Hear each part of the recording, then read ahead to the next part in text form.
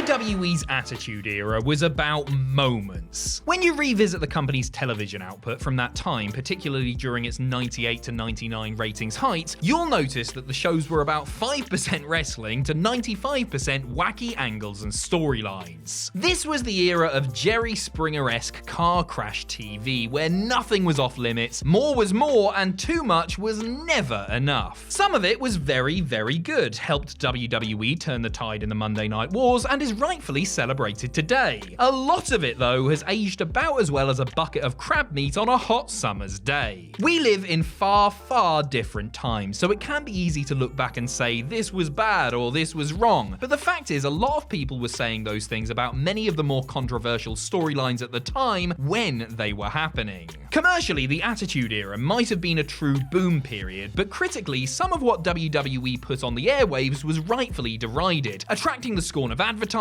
do-gooder groups, and yes, WWE fans. I'm Adam Pacitti from Cultaholic Wrestling, and these are the 10 most controversial Attitude Era storylines. Join us.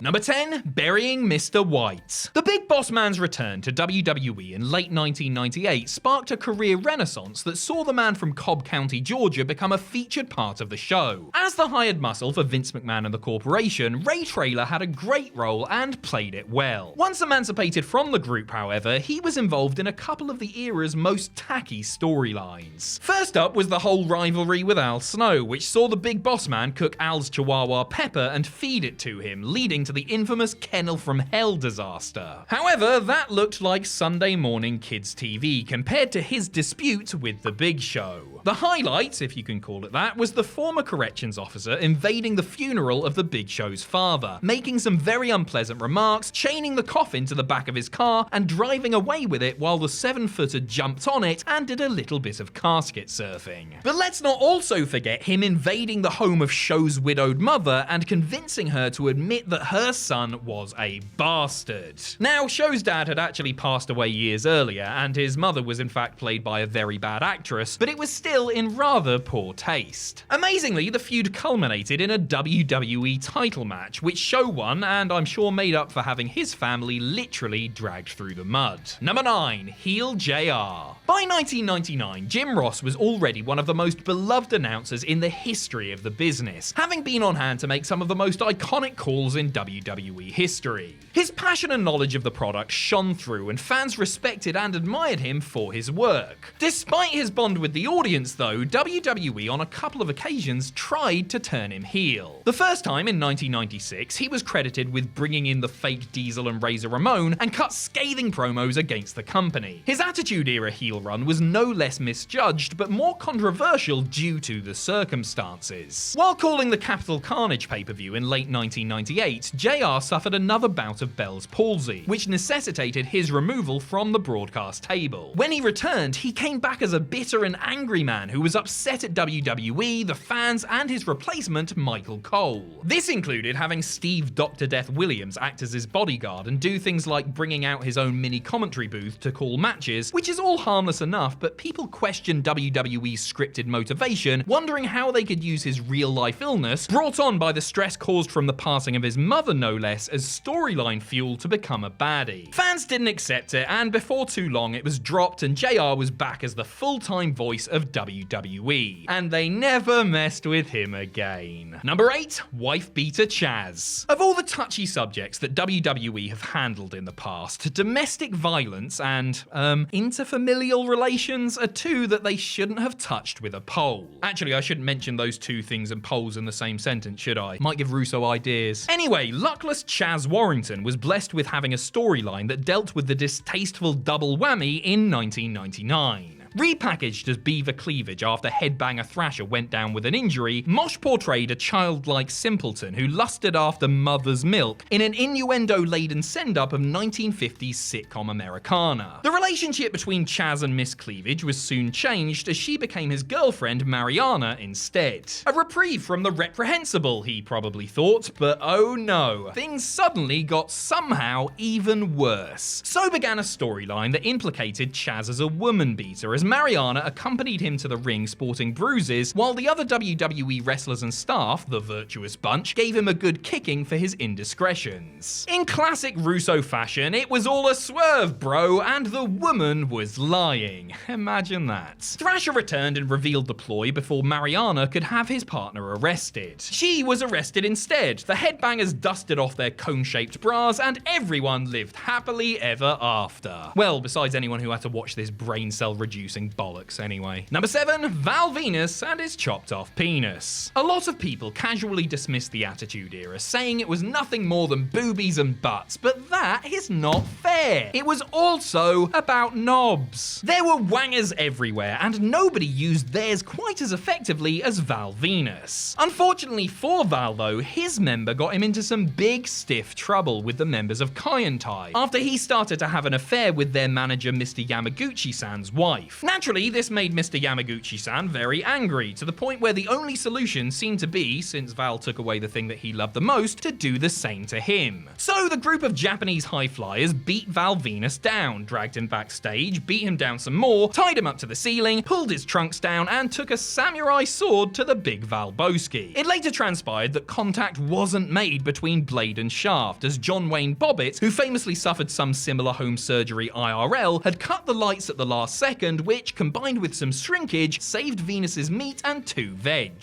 The whole storyline was salacious, OTT, and caused controversy for the sex and violence aspects of it. Number 6, the crucifixion of Steve Austin. Look, if you're going to mess with The Undertaker, you have to admit that he's going to, at the very least, try to murder you on TV. Of all the incarnations of the dead man, his Attitude Era spell as the leader of the Ministry of Darkness was the most sinister, as every week he and his cohorts were doing something satanic to someone somewhere. Engaged in a feud with Stone Cold Steve Austin, Taker and Paul Bearer abducted the Texas Rattlesnake while he was receiving treatment at a local medical center, at first trying to literally bury him alive before deciding on a hearty embalming instead. Kane prevented that from happening, so the next week, Undy tried to have his brother committed to a mental asylum, only for Austin and the Big Red Machine to turn the tables and have him sent to the loony bin instead, freeing up the evening for them to toss Paul Bearer into the sewer. The Undertaker didn't take too kindly to this, so the next week he and his druids beat Austin down, carried him up the ramp, and attached him to a giant symbol before raising it in the air. It was a cool visual, but many were outraged by the use of religious imagery, and WWE were inundated with complaints. That segment, coupled with, you know, all of those attempted killings, made the storyline one of the most odd and controversial of the era. Number 5, Drunk Hawk. Using reality as part of a wrestling character, angle, or storyline can often result in magic, but exploiting somebody's serious real-life personal struggles is a step too far and never leads to anything good. One of the most egregious examples of this was when WWE decided to incorporate Road Warrior Hawk's spiraling substance abuse issues into storyline in 1998. After the Legion of Doom added a third member, Darren Puke Drozdov, to the mix, Hawk's life began to spin out of control and he would come out for matches clearly under the influence. He was even written out of the story for a while, his on-screen absence attributed to him attending rehab. Though he was simply acting, it was a bit too close to home considering Michael Hegstrand's problems at the time. Things got even ickier when Hawk began displaying suicidal tendencies and, in one very regrettable episode, climbed to the top of the Titantron and threatened to jump off. Droz climbed up after him, ostensibly to save him, but then appeared to push the Road Warrior off the side, with Hawk falling a possibly fatal distance to the ground below. Later, Droz admitted that he had been enabling Hawk's issues in order to kill him and take his place in the LOD. Disgusted with the damage the whole sad affair had done to the team's legacy, both Hawk and Animal left WWE shortly after. Number 4, the misadventures of sexual chocolates. It's simply amazing that Mark Henry stuck around long enough to split wigs, induct people into the Hall of Pain, and become a world heavyweight champion. Because for the longest time, it looked like that was never going to happen, and while being locked into a hefty 10-year contract, WWE saw fit to make their pricey investment look like a laughingstock. After leaving the Nation of Domination, the world's strongest man became Sexual Chocolate, developing an infatuation with China. Though she initially spurned his advances, she eventually relented and invited her friend Sammy for a three-way. Typically, Sammy was a transvestite, a fact that made Mark violently throw up when it was revealed to him. Amazingly though, it got worse from there, as Henry's character began attending sex therapy for his addiction, during which he claimed to have lost his virginity to his own sister when he was 8 years old. Sports entertainment, is it? He overcame his addiction with the help of everyone's favourite neighbourhood pimp, the Godfather, and then began a whirlwind romance with Mae Young. Like all romances inevitably do, this one ended with the 70-something Mae getting pregnant and giving birth to a fake hand. The sexual misadventures of Mark Henry were controversial for a whole host of reasons, and would have surely finished off a lesser performer. Number 3, the Genetic Jackhammer. Look, if I was the CEO of WWE as well as a prominent on-screen character, there's every chance I might book myself in situations where I have to make out with gorgeous, supermodel caliber women. I'm not saying I would definitely do it, but there's certainly a possibility, and it's hard to begrudge Vince McMahon for kayfabe hooking up with the likes of Tori Wilson, Candice Michelle, Sable, and so on and so forth. McMahon's on-screen dalliances began with Trish Stratus in early 2001 during a storyline with several uncomfortable and controversial moments. It started with Vince angrily demanding a divorce from his wife Linda, sending her into shock and landing her in an institution. From there, Vince continued to keep her comatose with the help of medication while playing tonsil hockey with Trish. This led to feuds and matches between Trish and Stephanie McMahon, as well as Vince and Shane. One of the more uncomfortable scenes in this whole torrid episode was the segment where Vince, a week removed from having sort of turned on Stratus by helping Steph cover her in slop, demanded that the future Hall of Famer get down on her hands and knees and bark like a dog before she stripped to her underwear. That segment was cut from some international broadcasts of the show, and while Trish and Linda got their revenge at WrestleMania X7, it didn't feel like nearly enough considering what the maniacal owner had put them through.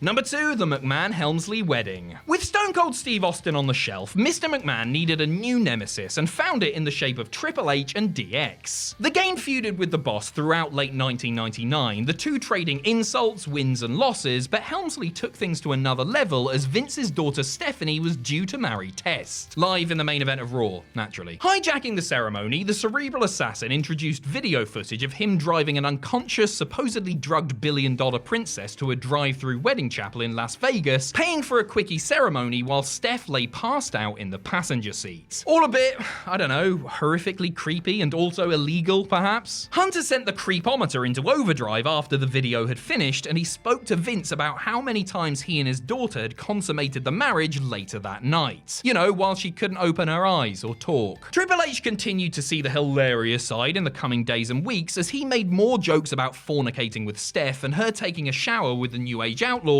and laughed off her very reasonable request for him to sign annulment papers. Turned out to all be a ruse, of course, as they were both in on the act and working against the Genetic Jackhammer, but watching at the time, it was all very unnerving. Number 1, Terry's fake miscarriage. Right, where do you even start with this Russo-scripted abomination? So, Terry Reynolds began having an affair with Val Venus and then claimed that she was pregnant. Val denied responsibility as he had had a vasectomy years earlier. Terry then tried to credit her husband Dustin Goldust Runnels, though he also denied responsibility because they had been separated and thus not intimate within the time frame for conception. Technicalities. Anyway, this segued into Terry striking up a relationship with Jacqueline, the two becoming known as the Pretty Mean Sisters, or PMS. You know, like premenstrual syndrome. Good one, Vinny Roo. Thanks again for your contributions to the business. PMS began lashing out at the menfolk who wronged them, which included abducting and kinkily abusing poor Mark Henry, causing Sexual Chocolate to miss a scheduled tag match, and raising the ire of his partner D'Lo Brown. Later, D'Lo stepped towards Terry while she hovered on the apron during a match, causing her to fall and supposedly lose the baby. It was awful. The horny little she-devil tried to use the tragedy to manipulate D'Lo, but wouldn't you know it, Terry turned out to be a woman during the Attitude Era and was lying all along. A fake miscarriage is not something that I or millions of other people want to see on a show that should really be more about the fake, well, fighting.